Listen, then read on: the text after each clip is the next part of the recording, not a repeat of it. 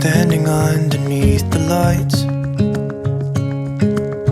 look into each other's eyes. Tired snowflakes are coming down, collapse into water when they hit the ground. Good morning, everybody. This is Lynette at 13 Moons Homestead. If you watched the last two parts to this series, you saw me go through dyeing a yarn order for a client that resulted in a gradient that is sunset or sunrise looking. And you can see it here behind me. They did dry overnight, thank goodness. So now I am going to get them twisted up, and I'm going to show you how my skein twister works. It's really kind of a neat thing. There's not very many tools that are designed specifically for indie dyers, and this is one of, well, I mean, I guess it's the only one that's specifically for indie dyers.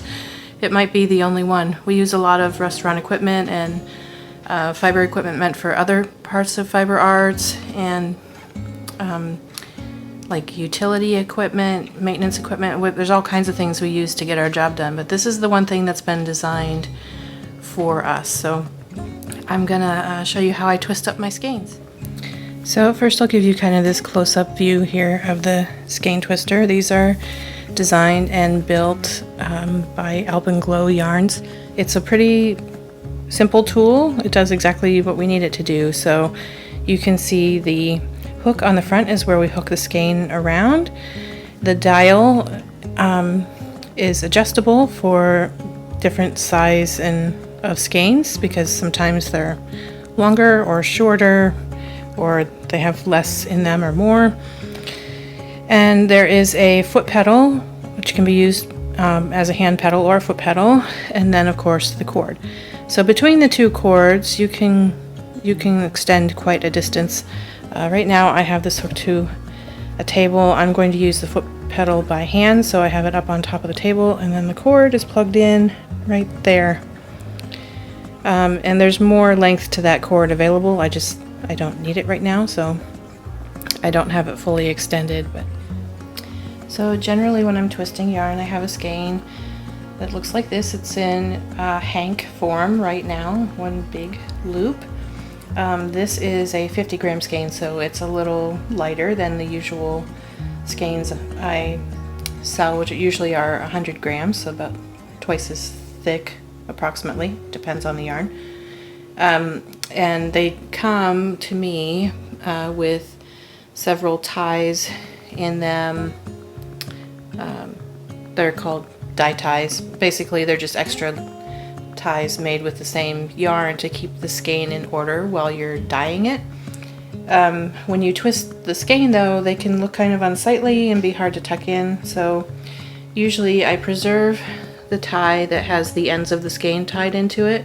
You have to have that because that's what keeps the skein together entirely, and then I leave one additional tie usually at the other end, and then I take the end with the tie, the main tie, and put it at the hook. So let me move you and show you here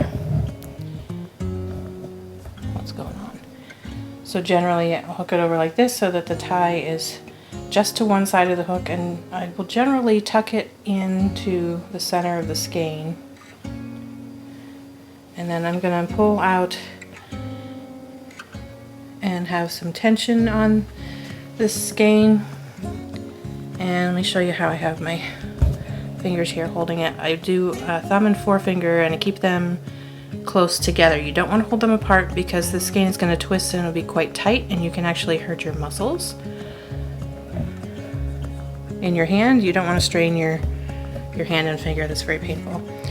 So I'm gonna hold it like this, and I don't have the setting. I haven't tried this size skein yet, so I'm gonna try a 3-second setting. And the way this thing works on the dial, you can set how many seconds you want it to twist, or you can set it to press and hold and just hold down on the foot pedal, or you can set it to tap on and off, and you would just tap it to go on and tap it to go off. I like to test each different base that I have, each different yarn base, to see what its best time is, and do it on a timed thing by seconds. That way I know that every skein in the same base is twisted the same way. So I'm gonna try 3 seconds. We'll see if it's tight enough.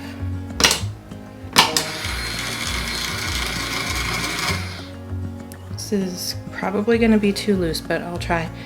I put a finger when what will be about the center and bring this around and grab the other end and pull it off, and then I'm gonna let it go and it twists around itself. This is a little looser than I like it, so I'm gonna untwist and try again.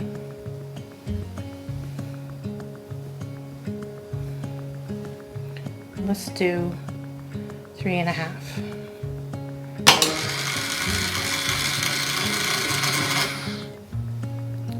This is probably still a little too loose.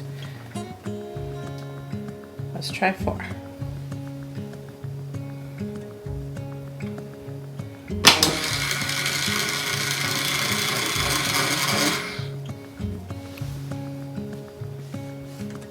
I think that will do it.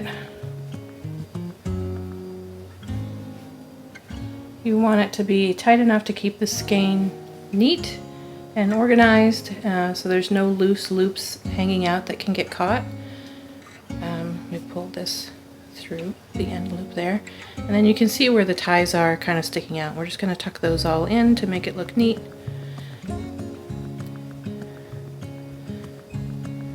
This is slightly looser than I would have it if I was going to have it hanging in a show where more people are going to handle it, but because this is an order that's going directly to a customer, I don't want to put too much tension on the yarns.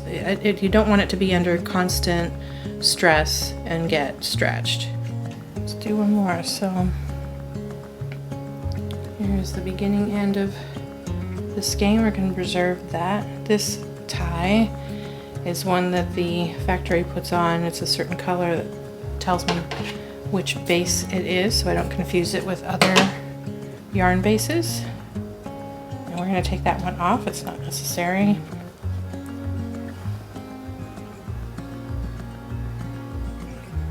And we're going to snap this skein a bit to straighten it.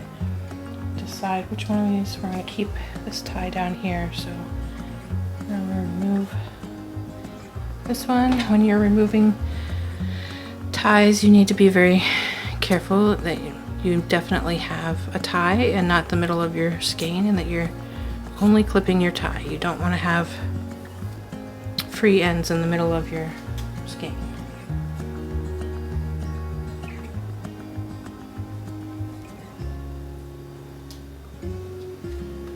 So I always pull it away. I make sure that I have the 2 ends of that tie, and I cut right next to it.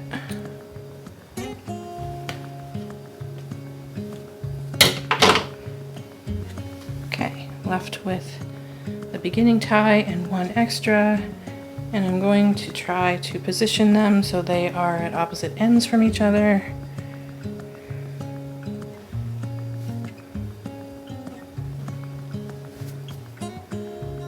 That's pretty good.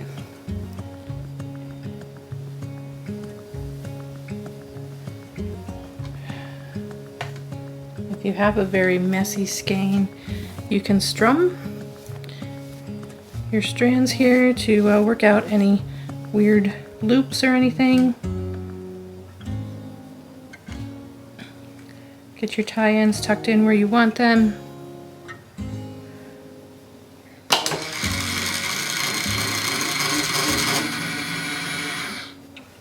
That's perfect.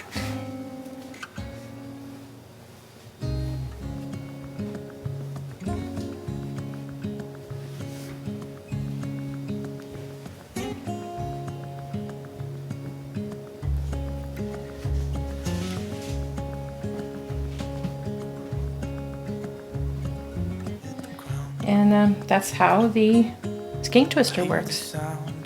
I'm going to be delivering these later today.